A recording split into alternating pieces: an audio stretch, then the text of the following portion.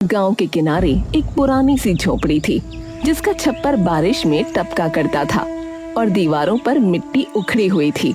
उसी में रहता था सोमू, एक आम सा मछुआरा जिसकी पत्नी गौरी उसकी आर्थिक स्थिति के चलते कभी खुश नहीं रहती थी। जा रहा हूँ। कहाँ जा रहे हो पिताजी? कहाँ जाएंगे तेरे पिताजी बेटा? वही तालाब, वही मछलियाँ, तेरे लिए लड्डू पेड़े लेने जाने से तो रहे। अरे कैसी बातें करती हो गौरी है? जैसा तुम काम करते हो वैसी ही बातें करती हूँ मैं। ये नहीं कि कुछ काम कर लो, इसमें कोई कमाई भी है? अरे अच्छा खासा खाती हो, पीती हो, है, पहनती ओढ़ती हो, लेकिन फिर भी ऐसी बातें करती हो है? ऊपर वाले का धन्यवाद किया करो, कहीं वो नाराज हो गए ना तो ये सब भी हासिल नहीं होगा, बता रहा हूँ। अरे जाओ तुम, दिमाग न खराब करो। हर दिन वही पुराना जाल, पुरानी तालाब। शर्मा के घर में तो नया छप्पर लग गया और तुम अब भी वहीं के वहीं। अरे गौरी देखो, जितना भाग्य में लिखा है ना उतना ही मिलेगा बस। भाग्य भाग्य भाग्य, अगर सब कुछ भाग्य है तो मेहनत किस लिए करते हैं लोग? तुम तो बस किस्मत का रोना रोता रहे। सोमू कुछ नहीं बोला। गौरी के ये ताने रोज के थे। सोमू ने अपना जाल उठाया और वो बाहर निकल गया।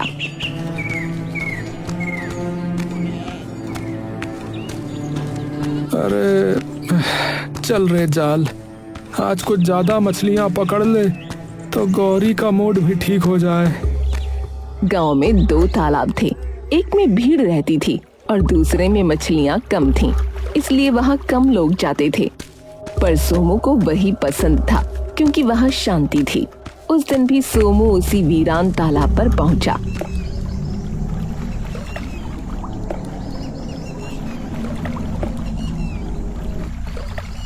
जाल फेंका, इंतजार किया, लेकिन आज कोई मछली नहीं आई।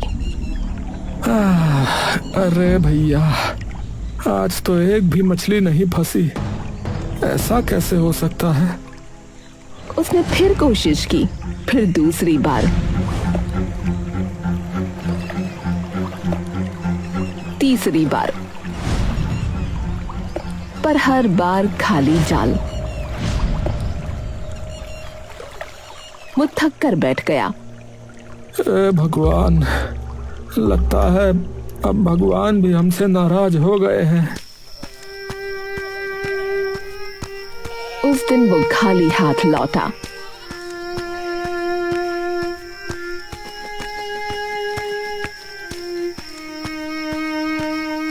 और गौरी के ताने सुनकर सो गया।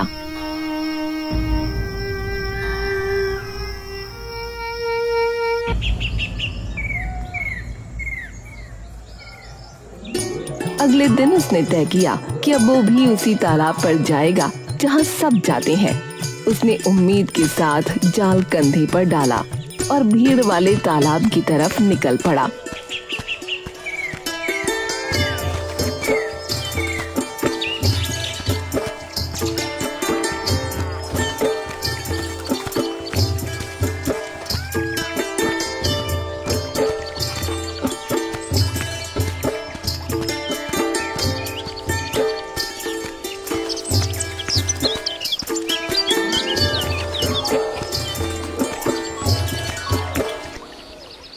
अरे सोमू भी आ गया, देखो।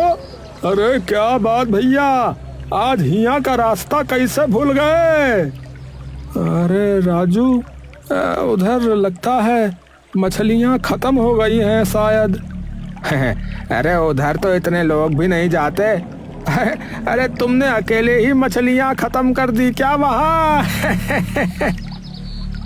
सभी ठहाका लगाते हैं। थोड़ी देर बाद अचानक वहाँ से भी सारी मछलियाँ गायब हो गईं। अरे अरे ये क्या भैया? अरे सुबह तक तो मछलियाँ छलांगे मार रही थी, अभी कुछ दिखाई नहीं दे रहा है। अरे इसकी वजह से, हाँ, इसके कदम ही अशुभ है भैया। हाँ, इसके आने के बाद ही तो ये सब बंद हुआ है। ये बंदा मनहूस है भैया। हाँ भैया, मनहूस है। अरे भैया चुप हो जाओ। अरे भगवान के लिए चुप हो जाओ। अरे भैया ये क्या बात हुई बताओ? अरे मैं तो बस अपनी रोजी रोटी के लिए आया था और कोई बात नहीं है। अरे अपनी रोजी के चक्कर में तूने सबकी रोजी रोटी छीन ली रे, पनौती कहीं का।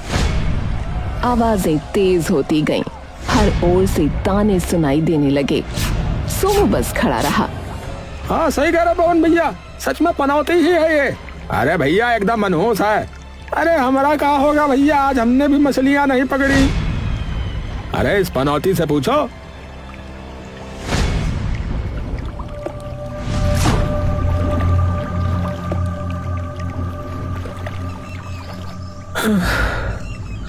शायद ये लोग सही ही कह रहे हैं। लगता है मैं सच में पनौती ही हूँ। जहाँ जाता हूँ वहाँ ऐसा ही बेड़ा गर्क हो जाता है। शाम हो गई।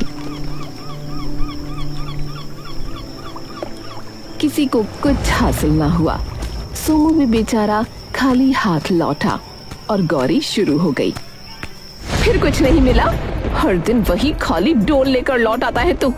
अब बस मैं अब और नहीं रह सकती इस संघाली में। अरे गौरी, अरे जरा सब्र रख, कल से सब ठीक कर दूंगा। कल? तेरे कल ने तो हमारी जिंदगी ही खा ली। मेरा बच्चा भूखा सोता है हर रात और तू बस किस्मत के भरोसे बैठा रहता है। गौरी के शब्द जैसे तीर बनकर सोमू के दिल में उतर रहे थे। उसने हाथ जोड़ लिए। अरे अरे रुक जा गौरी, हाथ जोड़ता हूँ, रुक जा। अरे एक मौका और दे दे। अरे मैं कुछ करके दिखाऊंगा, तू एक मौका और दे दे बस। अब तेरी वादों पर भरोसा नहीं। मैं अपने बच्चे को लेकर मायके जा रही हूँ। गौरी ने अपनी पोटली बांधी और बिना पीछे देखे चली गई।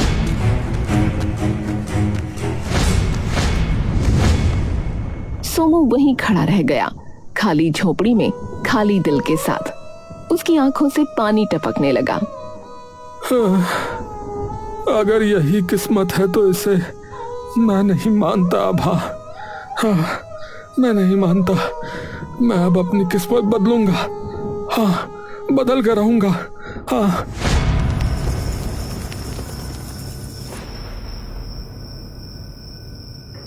उस रात न उसने खाया न वो सोया। सुबह उठकर फिर तालाब पहुंचा।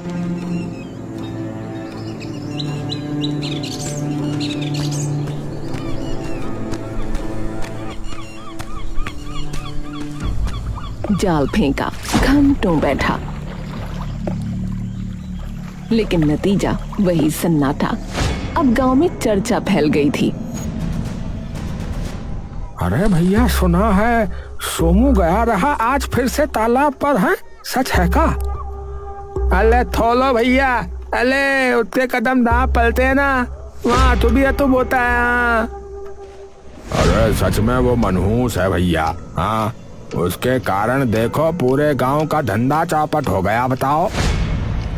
वो लोग सोमू को गांव से निकालने की सोचने लगे, जिसके लिए वो सीधा राजा शंकर देव के दरबार में उसे लेकर पहुंच गए।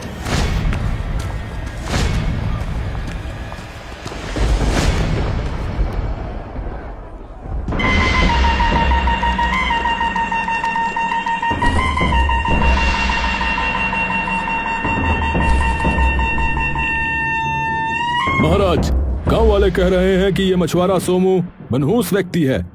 इसके रहते सबका दुर्भाग्य बढ़ता जा रहा है महाराज। मनहूस? क्या सच में? तभी एक सैनिक हांफता हुआ भीतर आया। महाराज, महाराज, महाराज की जय हो। महाराज, पड़ोसी राज्य के राजा जिनसे आपने पिछले सप्ताह ही संधि की थी, वो अब क्रोधित हो गए हैं, नाराज हो गए महाराज। उन्होंने युद्ध की तैयारी प्रारंभ कर दी है। राजा का चेहरा बदल गया। उनकी आंखों में गुस्से की लपटें थीं। क्या कहा? अभी तो समझाता हुआ था। जी, पर अब जाने क्या हो गया उनको। ये सब इस मनहूस मछुआरे की वजह से है। इसे अभी महल से निकाल दो। इसके कदमों का साया भी इस राज्य पर ना पड़े। ये हमारा आदेश है। जी महाराज। और हाँ, आज के बाद कोई भी आम व्यक्ति, विशेष तौर पर गरीब और निर्धन, इस महल में नहीं आएगा। क्या मालूम कौन मनहूस है और कौन नहीं। सोमू को सैनिकों ने पकड़ा और दरवाजे के बाहर फेंक दिया।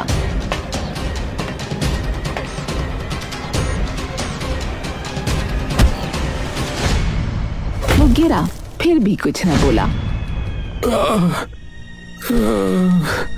अरे अब जाऊं तो कहाँ जाऊं? अरे अब तक हम जब चाहते थे तब राजा के पास चले जाते थे। इस मनहूस की वजह से तो जो है अब हमारा राज दरबार का दरवाजा भी बंद हो गया भैया। अब राजा किसी से बात नहीं करेगा, कह दिया है उसने। अरे वैसे तुझे कुछ अजीब नहीं लगा? महाराज ऐसे तो नहीं थे। अरे भैया यहाँ खाने के लाले पड़े हैं और तुझे जो है महाराज की पड़ी हुई है। अरे महाराज चलो अब यहाँ से। उधर सोमू भूखा प्यासा बिना दिशा के चलता रहा।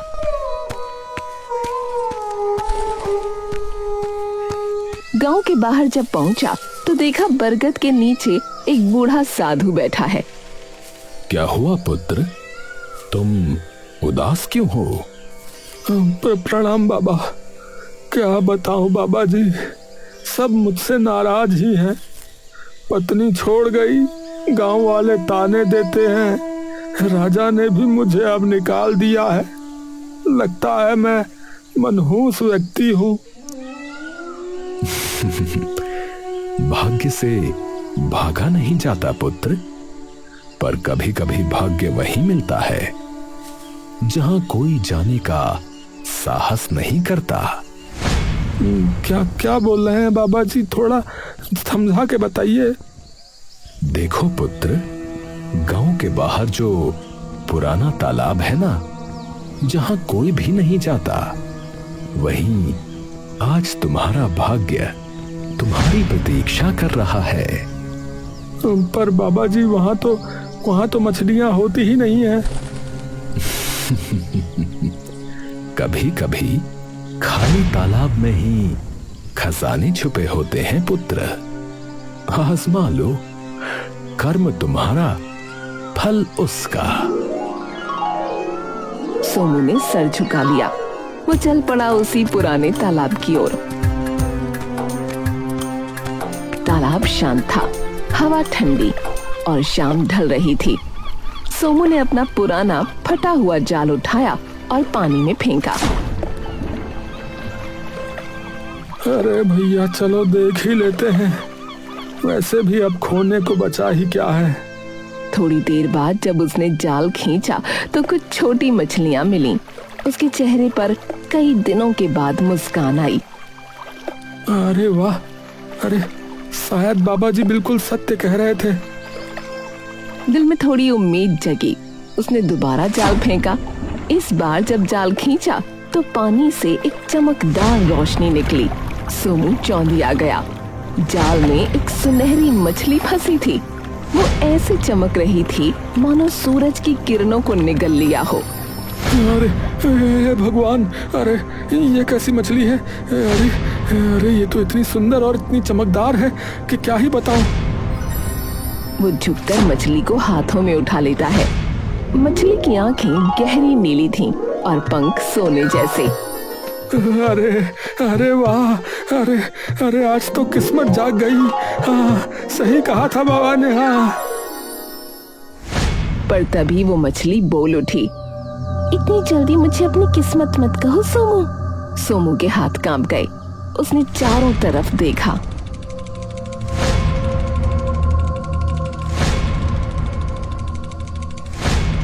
पर कोई नहीं था। मैं ही बोल रही हूँ, डर मत, तेरा समय अब बदलने वाला है। सोमू की धड़कनें तेज हो गईं। वो अब भी विश्वास नहीं कर पा रहा था कि मछली बोल रही है।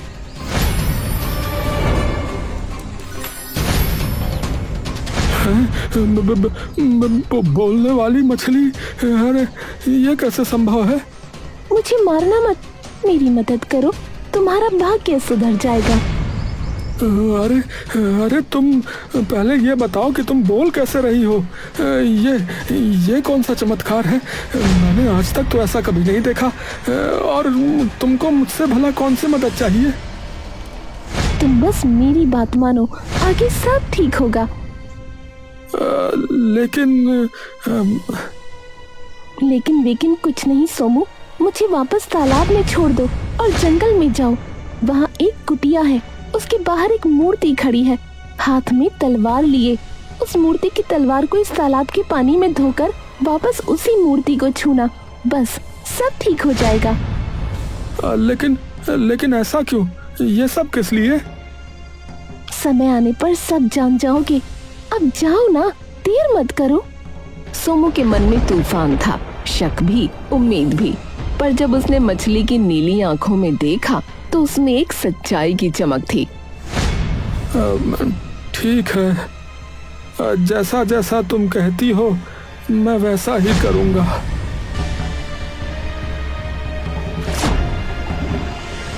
वो जाल समेटकर जंगल की ओर बढ़ चला।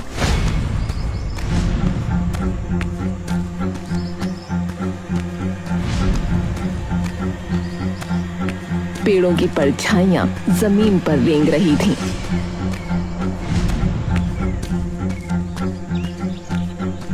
जैसे कोई पीछे पीछे चल रहा हो।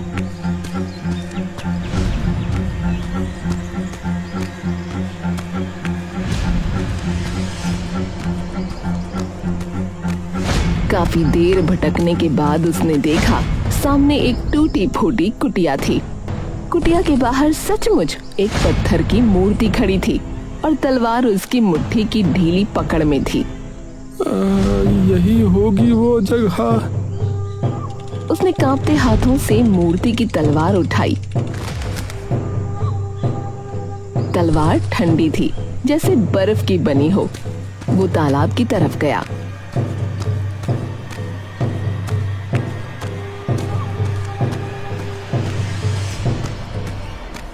तलवार को पानी में डुबोया। जैसे ही पानी ने तलवार को छुआ, हल्की नीली रोशनी फैल गई। वो तलवार लेकर लौटा। अब बस मूर्ति को छूना बाकी था।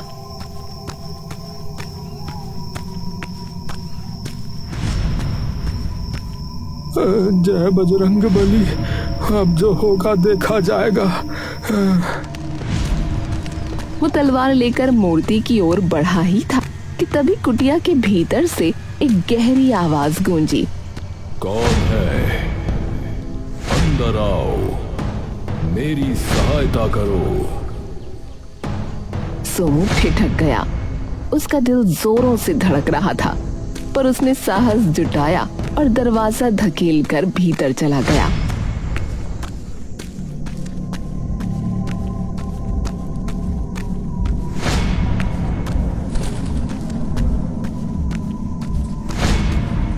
अंदर अंधेरा था। कोनों में मकड़ी के जाले, दीवारों पर पुराने निशान। बीच में एक आदमी रस्सियों से बंधा पड़ा था। अरे तुम कौन हो भाई? मुझे मुक्त कर दो। मैं एक जादूगर हूँ, वही जिसने ये मूर्ति बनाई थी। जादूगर? और वो सुनहरी मछली कौन है? वो एक धोखे की कहानी है। किसी ने मुझसे जादू करवाया था, पर उसने धोखा दिया। का मतलब? देखो, मैं पूरी बात नहीं बता सकता। जादू करवाने वाले ने धोखे से मुझसे ऐसा जादू करवा दिया कि ये सच्चाई अगर मैं किसी को भी बताऊंगा तो राख बन जाऊंगा। अरे भाई, पर ऐसा है तो उसने तुम्हें मारा क्यों नहीं? क्योंकि अगर वो मुझे मारता तो मेरा किया हुआ जादू भी वहीं समाप्त हो जाता ना। इसलिए उसने मुझे इस कुटिया में बंदी बनाकर जीवित रखा। बस मुझे मुक्त कर दो सोमो, आगे का रास्ता तुम स्वयं जान जाओगे। सोमू का मन उलझ गया। फिर भी उसने सोचा जिसने दुख झेला है उसकी मदद करनी ही चाहिए।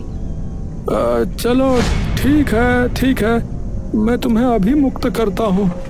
उसने रस्सियां खोली। जैसे ही आखिरी गांठ खुली, हवा का तेज झोंका आया। धन्यवाद सोमू, धन्यवाद। अब मैं मुक्त हूँ। जाओ, तुम्हारा भाग्य सबसे उत्तम हो। इतना कहकर वो अचानक हवा में विलीन हो गया, जैसे कभी था ही नहीं। सोमू हैरान खड़ा रह गया। अरे कहाँ चला गया? अभी तो यहीं था। हे प्रभु, ये क्या हो रहा है? मुझे तो पता भी नहीं है कि अब करना क्या है मुझे।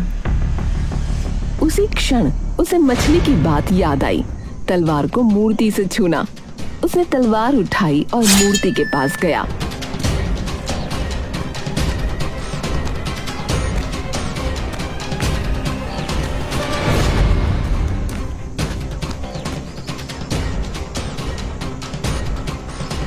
अरे हाँ, अब जो भी सच्चाई है सामने आ ही जाए, उसको छू देता हूँ।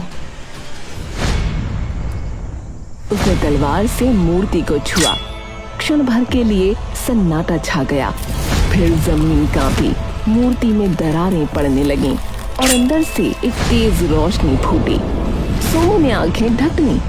जब रोशनी थमी तो मूर्ति की जगह पर एक इंसान खड़ा था।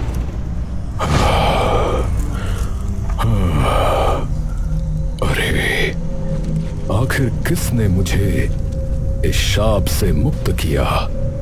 अरे महाराज शंकर देव, अरे महाराज आप यहाँ कैसे? हाँ, मैं ही हूँ। मुझे किसी ने छल से इस रूप में कैद कर दिया था। अरे मतबल जो महल में है वो असली राजा नहीं है? नहीं सोमू, वो एक बहरूपिया है जिसने मुझे छल से मूर्ति बनाया। परंतु तुमने मुझे मुक्त किया है, इसलिए अब सच का पर्दा उठेगा। चलो मेरे साथ चलो, अब महल लौटने का समय आ गया है।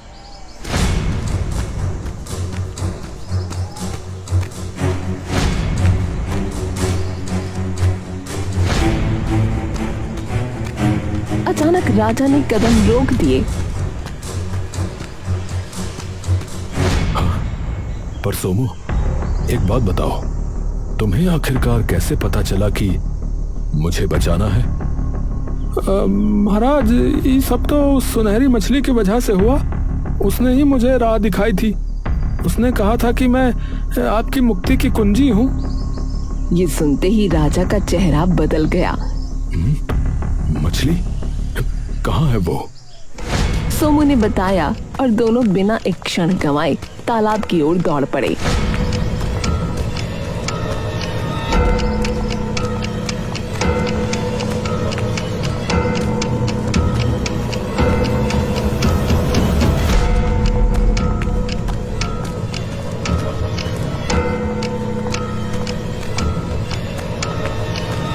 दोनों पहुंचे तो देखा वही सुनहरी मछली किनारे तैर रही थी, जैसे किसी का इंतजार कर रही हो। अरे इतने समय से तुम यहीं थी? हाँ महाराज। राजा ने अपनी तलवार से उंगली पर हल्की चोट की और खून की कुछ बूंदें तालाब में टपकाईं। अचानक मछली का शरीर फैलने लगा और कुछ ही पलों में सामने एक स्त्री खड़ी थी। प्रिय, हे प्रिय, मेरी रानी। हाँ, इस मछुआरे ने हमें मुक्त किया है मेरे स्वामी। मैं तो बस आदेश का पालन कर रहा था महाराज। चलिए महल चलते हैं अब।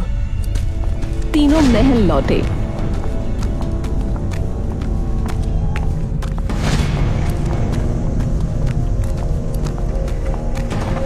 जैसे ही वो अंदर पहुंचे, सबके कदम रुक गए। अरे ये कौन है बहरूपिया? इसे अंदर किसने आने दिया? बहरूपिया तो तू है रे। मैं हूं असली राजा, शंकरदेव। दरबार में सन्नाटा छा गया। दरबारी एक दूसरे का चेहरा देखने लगे। अरे भैया दो राजा, असली कौन है और नकली कौन? सच छुपाया जा सकता है पर हमेशा के लिए नहीं। यही असली शंकरदेव है और सबूत है ये मछुआरा जिसने हमें मुक्ति दिलाई। और तेरी रानी कहाँ है बता जरा। बकवास न कर औरत, वो अपने मायके गई है। ये सब मेरा राज्य छीनने का षड्यंत्र है। सच का पता अभी चल जाएगा। उसने अपने बर्तन में भरा हुआ तालाब का पानी उठाया और एक झटके में उस राजा के चेहरे पर फेंक दिया। अचानक सिंहासन पर बैठे राजा का चेहरा पिघलने लगा। वो चिल्लाया पर उसका रूप बदल गया और नीचे से निकला एक नया चेहरा।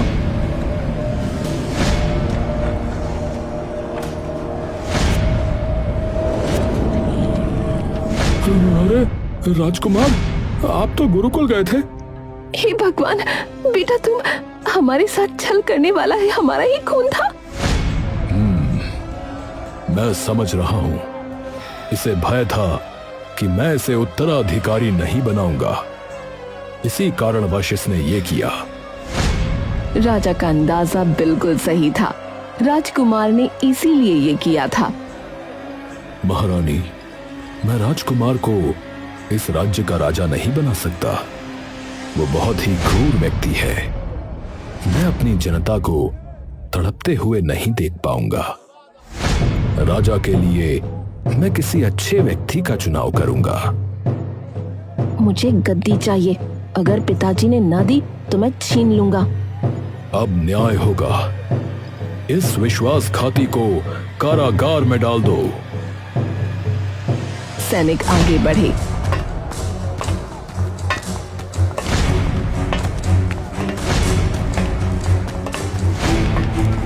राजकुमार को घसीटते हुए ले गए।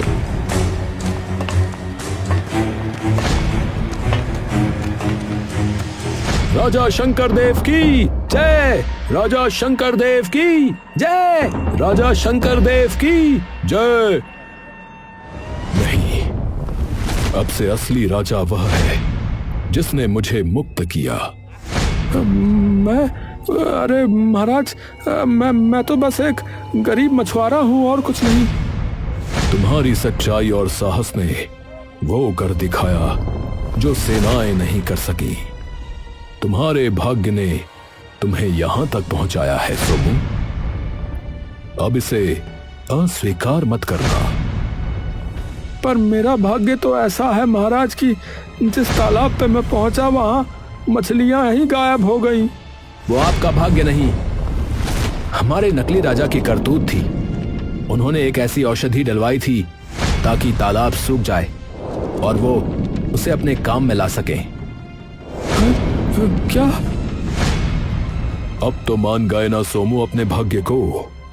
आज से तुम इस राज्य के रखवाले हो, क्योंकि सच्चा राजा वही है जिसके हृदय में दया और सत्य बसता हो। उसी पल दूर गांव में बैठी गौरी तक ये खबर पहुंची। वो दौड़ी दौड़ी महल पहुंची।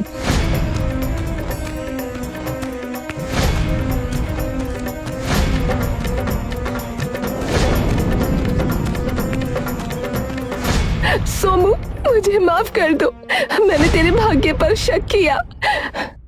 भाग्य से भागा नहीं जाता गौरी, बस उसे पहचानने की देरी होती है। गांव के वही लोग जो कभी उसे मनहूस कहते थे अब उसकी जयकार कर रहे थे।